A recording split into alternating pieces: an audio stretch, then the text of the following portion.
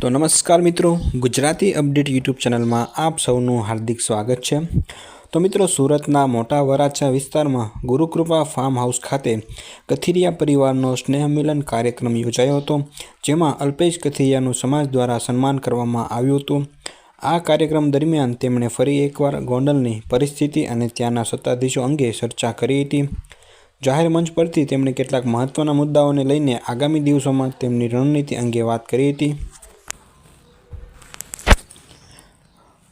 અગાઉ જ્યારે અલ્પેશ કથિરિયા ગોંડલ ગયા હતા ત્યારે તેમની ગાડીઓને નુકસાન પહોંચાડવાનો પ્રયાસ થયો હતો અને કાર્યકર્તાઓ સાથે ઘર્ષણ પણ થયું હતું।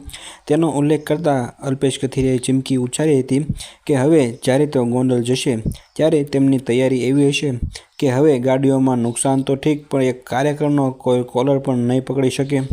તો મિત્રો, વધુમાં એમણે જણાવ્યું હતું કે તેમની જ્યારે ઈચ્છા હશે ત્યારે તેઓ ગોંડલ જશે, વેકેશનમાં જશે, શનિ રવિની રજા હોય ત્યારે જશે, જ્યારે તેમનું મન પડશે ત્યારે તેઓ ગોંડલ જશે, એવું તેમણે આ વિડીયોમાં જણાવ્યું હતું।